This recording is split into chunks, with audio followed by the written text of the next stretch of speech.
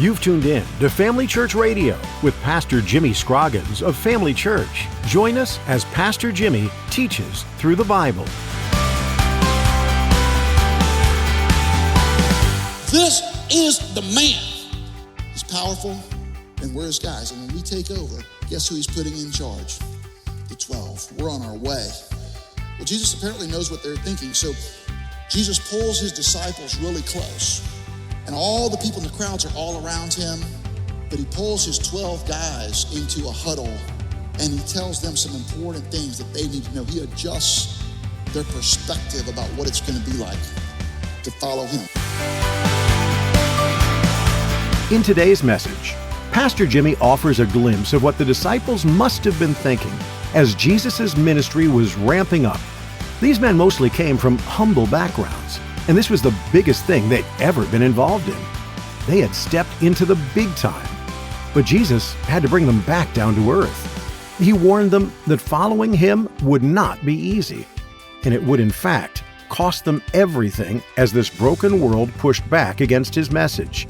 Well, let's join Pastor Jimmy in the book of Luke chapter 6 as he begins his message, Jesus is the one who gives hope.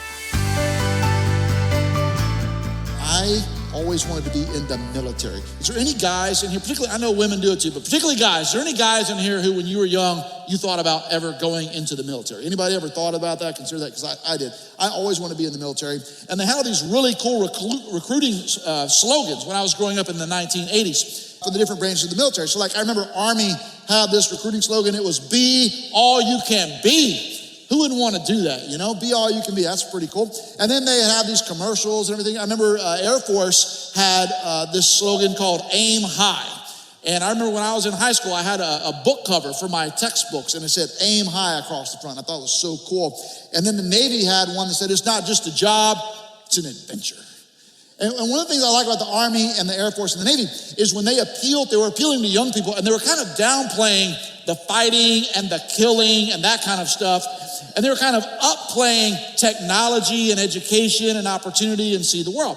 And so they kind of downplayed all the hard stuff and upplayed some cool sort of forward-looking stuff. But there's one branch of the military never does that.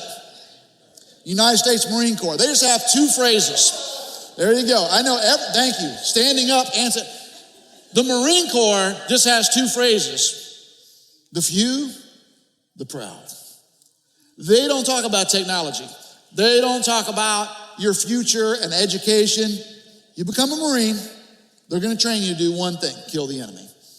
That's what they do, and it's going to be hard.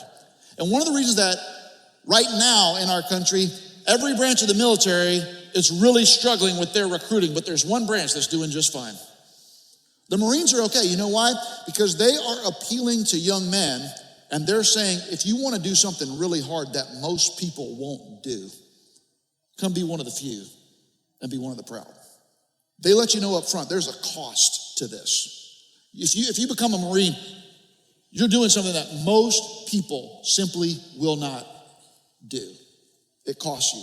The point of this is that people respect a challenge. People tend to respond to a challenge. And most of us like it when somebody tells us what the cost is right up front. Jesus always does that. And today we're going to be reading from Luke chapter 6, and we're going to read what's called the Sermon on the Plain. The Sermon on the Plain. Now some of you are thinking, Pastor Jimmy, you should have studied a little bit harder in seminary. Everyone knows it's really called the Sermon on the...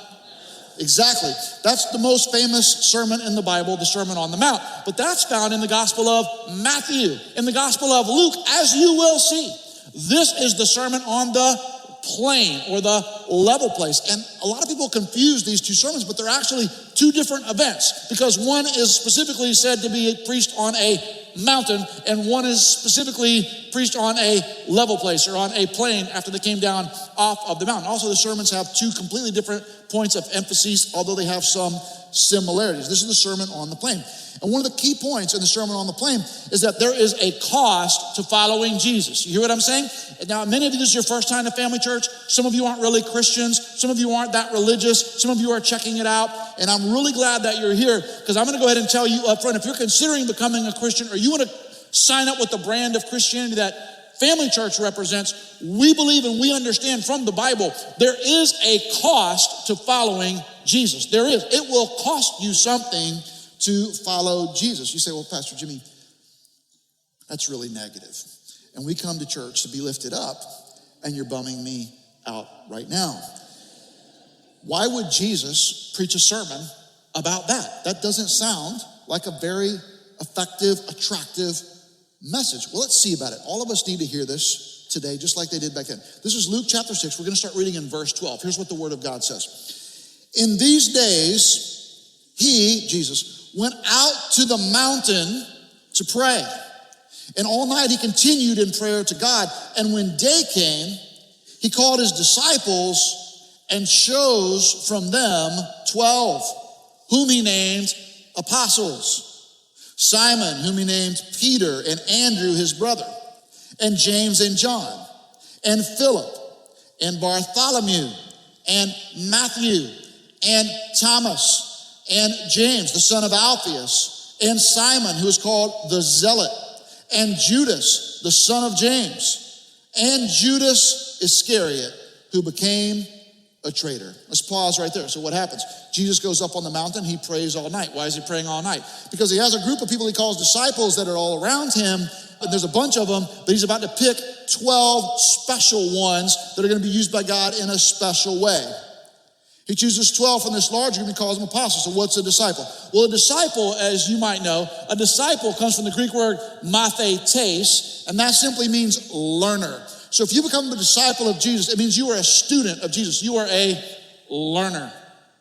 But then he takes out of those disciples, those learners, he chooses 12 whom he calls apostles. And the word apostle comes from the Greek word apostolos, and that means one who is sent. So out of all of the learners, the students who are following around, listening, taking notes, drinking in what he's saying, he chooses 12 apostles that he's going to train in a special way, an elevated way, and these are going to be the ones that are going to send out to spread the movement of Christianity all over the world. And indeed that happened. And you sitting in this room right now are a testimony to their effectiveness in getting that done. But he tells these guys it's going to cost you something. And why would he say that? Well, remember some of these guys, if you've been following along with us in the book of Luke, you remember a few chapters ago, Jesus called Simon Peter, and Peter left his fishing business to come and follow Jesus. And you remember James and John, they were working and Jesus said, come follow me. They literally left their boats and their nets behind, got up and followed Jesus, leaving their business. They became unemployed and followed Jesus to be one of his disciples, now apostles. You remember the story of Matthew, also called Levi. Matthew was working as a Roman IRS agent, and Jesus came and he said, I want you to leave your job, quit your job. That was a lucrative profession. Quit that and come and follow me and do something different. These guys had already given up a lot. They had already left their job and their businesses. They had already given up a lot to follow Jesus. And now Jesus is saying, you're going to be one of my special 12. Let's continue. Luke chapter 6, verse 17. And he came down with them and stood on a level place with a great crowd of his disciples and a great multitude of people from all Judea and Jerusalem and the seacoast of Tyre and Sidon, who came to hear him and to be healed of their diseases. And those who were troubled with unclean spirits were cured. And all the crowd sought to touch him, for power came out from him and healed them all. Remember what is happening. Jesus goes up on the mountain, he prays all night, he picks the 12 apostles. Now they come down off of the mountain to this level place. Now when they come down on the mountain, you can use your imagination. You can picture the 12 apostles who've been chosen out of the larger group. When they come down off the mountain with Jesus, they're strutting a little bit. You might picture them coming down on the mountain like that scene in The Right Stuff. Jesus out front, the 12 apostles behind him, and they're strutting. We're the 12. And they're coming down the mountain. When they get down the mountain, Jesus starts doing miracles. He's healing people. The power is coming out of him so strong, Jesus doesn't even have to look at anybody or say anything. They just kind of get into the arena where Jesus is, and the aura and the power emanating off of Jesus heals people of diseases and casts out demons. It's incredible. So these 12 newly minted apostles, They come down to the level place where the Sermon on the Plain is, and they're not the only ones there. There are people there from all over Israel. It says people have come from Tyre and Sidon and Jerusalem. Now, all these people from all over the nation had come just to hear Jesus. You say, well, how far is that? Well, Sidon is about 50 miles away from Galilee, and Jerusalem is about 80 miles away from Galilee. So you're talking about multiple days of foot travel just to get there to hear Jesus talk and to see him do these miracles. And so all these 12 disciples have to be thinking, we are rolling. Can you imagine the notes they're sending home to their wives, their girlfriends, their moms? We are rolling. I've just been promoted. I am now one of the special 12 apostles. We don't know what apostles are yet, but whatever they are, we're elite. We have swag. We have momentum. We are with the man, Jesus. He is the man. And he just picked us, which makes us the man also. And we're about to take over. Look at that guy. All this power, all he has to do is walk across people, get in his area, and they start getting healed. All this healing, all these people from all over the country. We're laying the groundwork for a revolution in Israel to kick the Romans out of Israel once and for all. This is the man. He's powerful, and we're his guys. And when we take over, guess who he's putting in charge? The 12. We're on our way. Well, Jesus apparently knows what they're thinking. So Jesus pulls his disciples really close. And all the people in the crowds are all around him.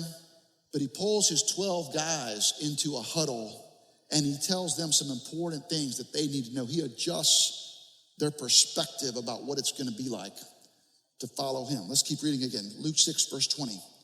And he lifted up his eyes on his disciples and said, blessed are you who are poor, for yours is the kingdom of heaven. Blessed are you who are hungry now, for you shall be satisfied. Blessed are you who weep now, for you shall laugh. Blessed are you when people hate you and when they exclude you and revile you and spurn your name as evil on account of the Son of Man. Life is better when we live in community with other believers. Would you like to learn more about our family of neighborhood churches across South Florida? Visit gofamilychurch.org and plan your visit today. We'd love to meet you in person. We want to help build strong communities by teaching the Bible, building families, and loving our neighbors. Let's get back to the teaching as Pastor Jimmy Scroggins continues to unpack the scriptures for us right here on Family Church Radio. Rejoice in that day and leap for joy, for behold, your reward is great in heaven, for so their fathers did to the prophets. But woe to you who are rich, for you shall be hungry. Woe to you who are full or are rich, for you shall have received your consolation. Woe to you who are full now, for you shall be hungry. Woe to you who laugh now, for you shall mourn and weep. Woe to you when all people speak well of you, for so their fathers did to the false prophets. So Jesus, as he teaches this sermon on the plain, he says, guys, I know you think you've got swag and momentum and you're with the man. But if you follow me, it's going to cost you something. I know you've already left your fishing business. You've already left your jobs. But you want to follow me. It's going to get harder before it gets easier. Some of you can identify with that. For some of you, following Jesus has already cost you something. There are people in our church, and following Jesus has cost them relationships with their family. Some of you, it's hurt your relationship with your spouse. Some of you, it's hurt your relationship with your kids or your parents or your coworkers. It might actually cost you something if you get serious about your relationship with Jesus. And here's some things I think we can learn from this text if you're in that situation. Number one, Jesus sees your struggle. If you haven't taken notes, I'd encourage you to get out that listening guide, fill in some blanks, follow along. Number one, Jesus sees your struggle. Jesus sees your struggle. Many people think the Christian life is going to be free of struggle. Last week, Pastor Derek, who taught so brilliantly last week, read a verse where Jesus said, I will give you rest. The burden is easy and the yoke is light. And many of us are Christians, but we still feel all these big challenges. Some of you have worked the best way you know how to raise your kids to love God and to walk with God. But as your kids have got older, they've actually seemed to turn their back on everything you tried to teach them to do, and it breaks your heart. Some of you have worked to have a good marriage. You've done everything you know to do, but there's still this tension. Some of you have tried to have integrity at your job, but your boss still hates your guts. Some of you have tried hard to talk to people about Jesus, but nobody seems to really connect with what you're saying. Some of you say, hey, I've asked God to heal me or my loved one over and over, but he's not healing them. What's up with that? Why do we as Christians, what good is it to be a Christian if you're going to run into diseases that you can't heal and prayers that don't get answered and sins that we can't overcome and sadness and depression that we can't shake off and enemies and mean people that won't leave us alone? Why? Where is the power? Where is the authority? Well, there's a theological term that Jesus is implying in this text. The theological term, I learned this in seminary, is called over-realized eschatology. What in the heck is over-realized eschatology? Well, eschatology is the study of the last things or the end times. It's what happens when Jesus returns. That's eschatology. And we believe in that. We believe that one day Jesus will return. We believe that Jesus will end death and disease and racism and poverty and war, that he will wipe all the tears from our eyes. We believe that about eschatology, the end times. That's our eschatology. But all of that is in the future. And over-realized eschatology is the belief that things are going to be right now like they're going to be in heaven. The belief that everything that's going to be true in heaven should be true right now. And that's bad theology because we live in a fallen world with fallen, sinful people who've been sinning all over each other for millennia. And we have a fallen world. And so embracing an over-realized eschatology is going to lead to a lot of disillusionment and a lot of frustration because people get frustrated with why aren't things happening right now? Why aren't they true now? Everything that's true in heaven, why isn't it true right now? Because that's not what Jesus taught. So if I follow Jesus, are you telling me, Pastor Jimmy, that my life isn't going to be easy all the time if I follow Jesus? In this sermon on the plain, Jesus said at times it's going to be the opposite of easy if you follow him. Which brings us to number 2 on your notes. Jesus is upfront about the cost.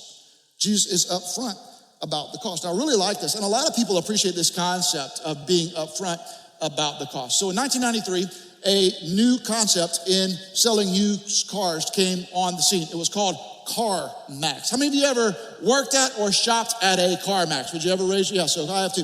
So a CarMax, what happened at CarMax, used car salesmen back then were kind of shady. I'm not saying that they're not now, but back then everybody was kind of seen as a shady business. And the executives at Circuit City, remember the old electronics store? Circuit City, those executives came up with this concept. Everybody needs to buy used cars. If we could come up with a better concept, we could have a bang-up business. And so they invented CarMax out of Circuit City. And they, obviously, CarMax is doing better than Circuit City because good idea, guys. But the wrinkle, what they did is they built car dealerships that look just like a new car dealership. Showroom, big inventory, professional staff. And their whole wrinkle was no haggle upfront pricing. So when you went onto the car lot, they just had the price on the sticker. And at first, it included everything, including fees, taxes, everything. That was the drive it off the lot price, because you know how it is right now. You go to try to buy a car, and they go, oh, this car's $32,000. You go, really? How much is it to drive it off the lot? Oh, it's $47,000. You're like, man, that's kind of a big difference, you know? But what CarMax did is they said, we're going to take all the haggling and the frustration out of it. We're just going to give you one price up front so you know exactly what you're dealing with. That's a pretty good idea. People liked it. That's why CarMax exists. Maybe Circuit City should have tried that strategy. I don't know. Jesus is upfront about the cost for following him. As you read through the book of Luke, you'll see more and more of this. In Luke chapter 9, verse 23, Jesus said, if anyone would come after me, let him deny himself and take up his cross daily and follow me. That's the cost. If you want to follow Jesus, deny yourself, take up your cross. What do people do on crosses? They die on crosses. Take up your cross, come and die, follow me. Luke chapter 21, Jesus said, you will be hated by all for my name's sake. So Jesus says, don't be shocked if you end up hungry or poor or grieving, or if you end up having a bad reputation because of Jesus. So here on the Sermon on the Mount, he makes these two lists, the blessings and the woes. Both lists are counterintuitive. The things that Jesus says will make you blessed sound bad. The things that Jesus says will bring you woe sound good. It's counterintuitive. So what are the blessings? He says the blessings. He said, blessed are you when you are poor. Poor. You think about this, back in the first century in Palestine, a lot of the people he's talking to in the audience were pretty poor. Some of you may be poor. Some of you may be poor or poorer because of your commitment to the kingdom of Jesus. You think about the people he's talking to. You guys are going to be fishers of men, he said. I'm sure Peter, James, and John had the thought when they went home and told their wives, hey man, we just quit our job, we left our business. You're not going to fish anymore? That's how we've made a living all these years. I know, but we met this guy named Jesus. He said he's going to teach us to fish for men. I bet the wives are like, man, that sounds awesome. Thank you. This is going to be great. Jesus says, I'm teaching you to do something better. Some of you are like that. You hang around family church. We pass the buckets. You give online. Some of you have learned to give. You give money. And if you tithe, and a lot of you do tithe. Some of you are learning to tithe. Some of you are thinking about it. If you tithe, think about your money. If you tithe, and you put your income together with your spouses, if you together make, $50,000 or $80,000 or $100,000 or $200,000 or more, however much you make together, whatever you make, and you tithe, you'll be given $5,000, $8,000, $10,000, $20,000. Some of you could give more than that. And you start to thinking, when you start writing those checks, or they start looking at those automatic withdrawals, and you start thinking, man, I could buy a car at CarMax with that money. I could take a vacation with that money. I could redo my kitchen with that money. And that's true. But when you give money to the kingdom of Jesus, you're investing in the kingdom of Jesus. Blessed are you, Jesus says. Yours is the kingdom of heaven. That's why he says, listen, blessed are you when you're hungry. Blessed are you when you're grieving, because one day you're not going to be grieving, you're going to be happy. Blessed are you when you get canceled, okay, because of the Son of Man.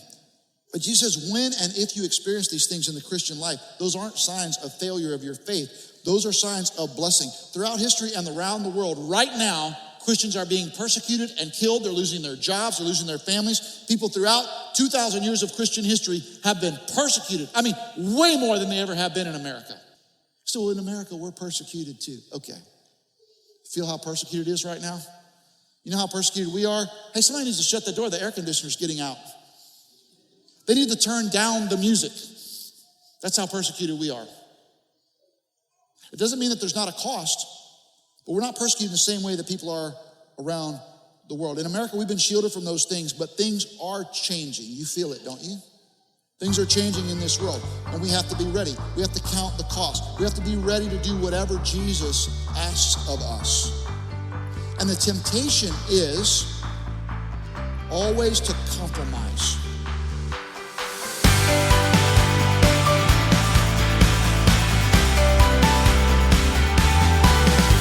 We're so grateful you decided to tune in to Family Church Radio with Pastor Jimmy Scroggins today. Family Church Radio's home is Family Church, located in South Florida. We're a multicultural and multi-generational group of people striving to do life well in the name of Jesus. We want you to know that you're loved by Jesus, saved by His grace, and you matter to us. Do you know God's design and purpose for your life? If your answer is no, we welcome the opportunity to help you discover what that means for you. Will you take a step of faith and connect with us? You can visit our website, gofamilychurch.org. If this message has come just at the right time to speak life into your situation, know that Jesus is the one. God has revealed that to us through His Word and through the Gospel of Luke. Luke compiled evidence that supported the teaching and the miracles of Jesus, especially the birth of Jesus and the resurrection of Jesus.